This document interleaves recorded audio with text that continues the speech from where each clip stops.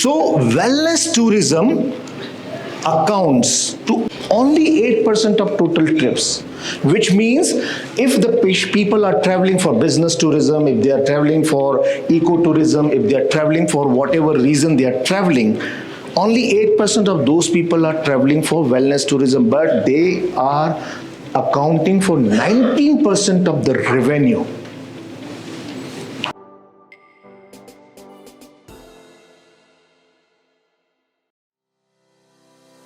How to build wellness tourism facilitation business. So even if you are from a tour travel operator, by the way, these strategies will remain same whether you want to run medical tourism facilitation company, wellness tourism facilitation company, or global healthcare company. Some of these strategies are very important from all the perspective, but let's go ahead and discuss these things. But for now, the topic is how to build wellness tourism facilitation business, how to understand the growth of wellness tourism business, and how, and also especially for you should partner with people like here who wants to come into this industry. No industry at this moment within the travel segment is growing like wellness tourism industry. It's a high growing market.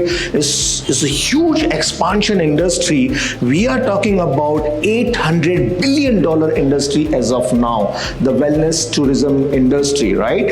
And if you are in a tour operator company, travel organization, or healthcare organization, even if you are doing the medical things, wellness will help you enhance your revenues.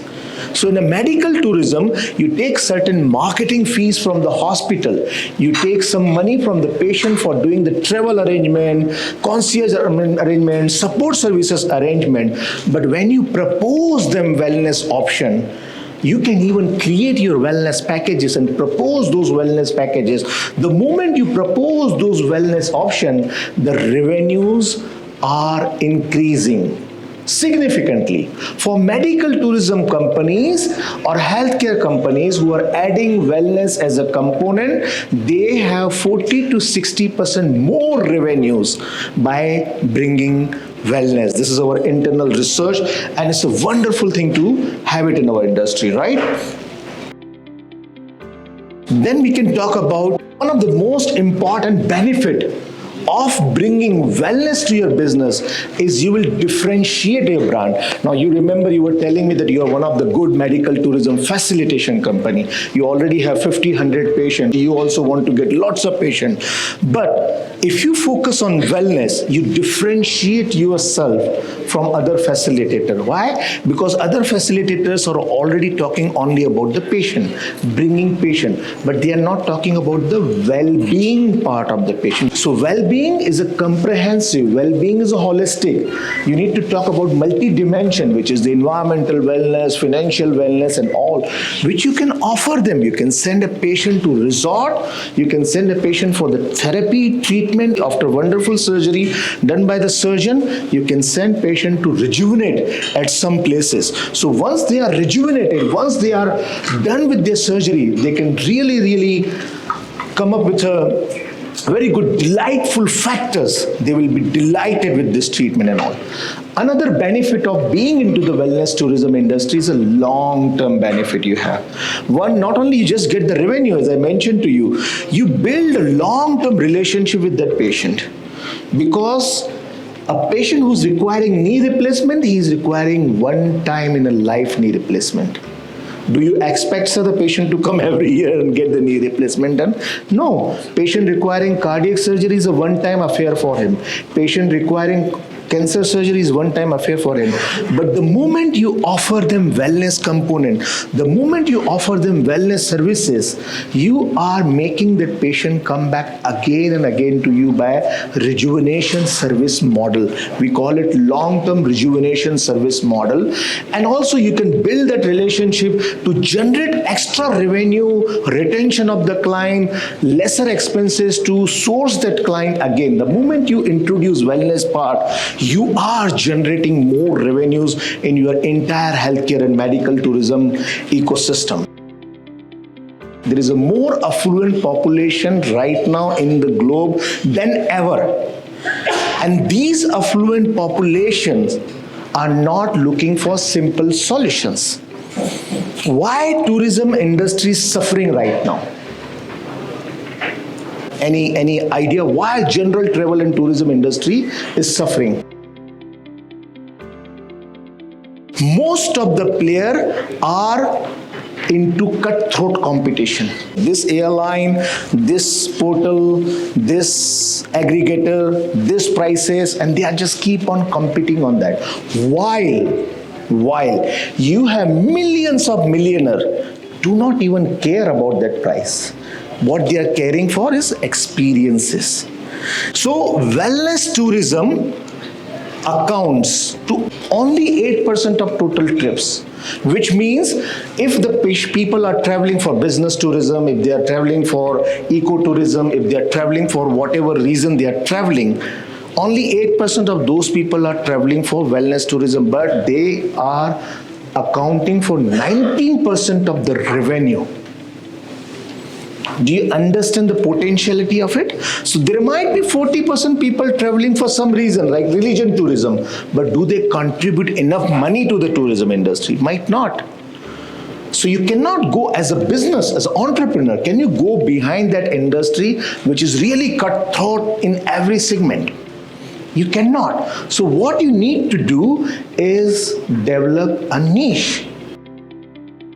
If you figure it out how to niche down, you will grow very big in medical tourism industry. Remember, expertise in a smaller area is paying you far more better than focusing on the larger area. You agreed with me, right? How would you agree that you have any example that someone was expert in a smaller area and he gets a bigger amount? Any industry we talk about, then if we are niching it down, we are going into a specific segment, then the competition is getting very less. Yes. Compared to that, instead of catering a lot of different things at the same time, but focusing on a single thing and making it way better with properly educating manpower, that is way better, and I think that is more effective. The future is not being everything. Is gone. However, the point here is that niche segment is the segment you have to pick up for yourself. And wellness is one of the most beautiful niche segment.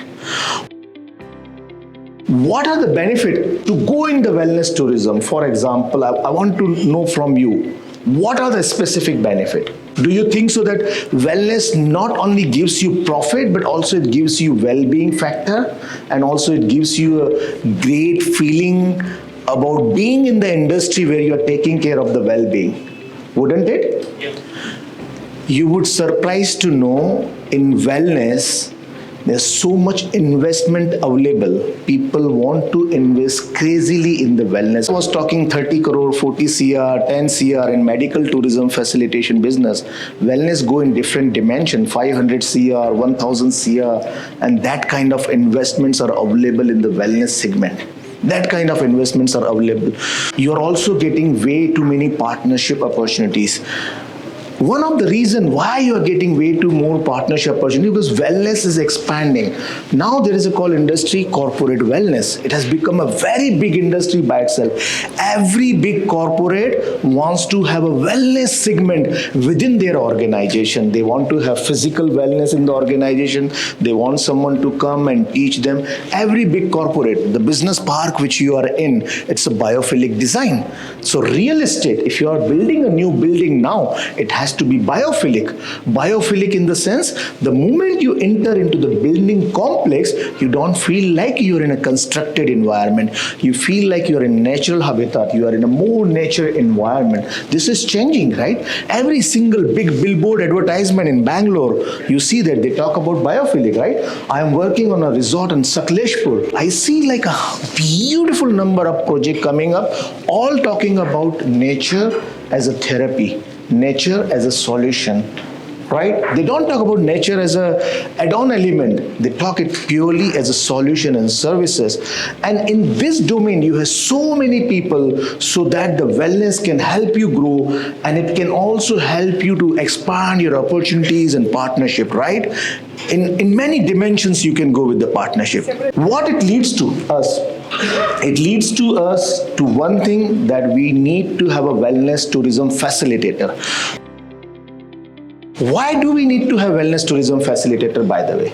It's not as complex as like a medical tourism industry. Is it wellness tourism? No, right? You agree with me.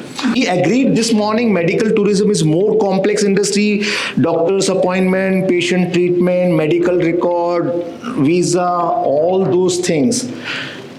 Wellness is not that complicated, but do they require, all the customers, do they require support services? They do require support services. Can they really do good wellness tourism without the support services? Not really. Not really, right? Can we just have idea of what kind of challenges? Let's say someone wants to come, let's say Arijit has built a wellness resort and you are a travel agent and you are bringing the patients to his resort.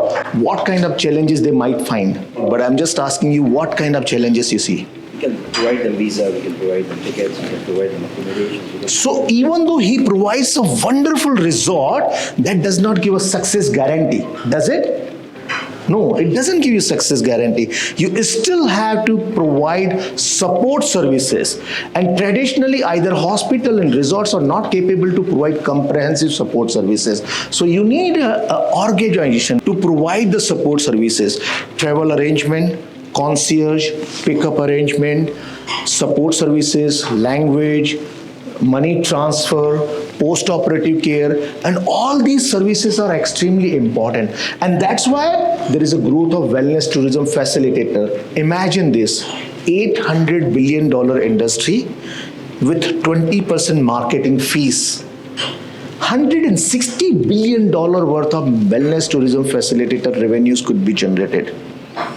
It's massive business to go into it. However, people are not aware. People are right now thinking just as a travel agency.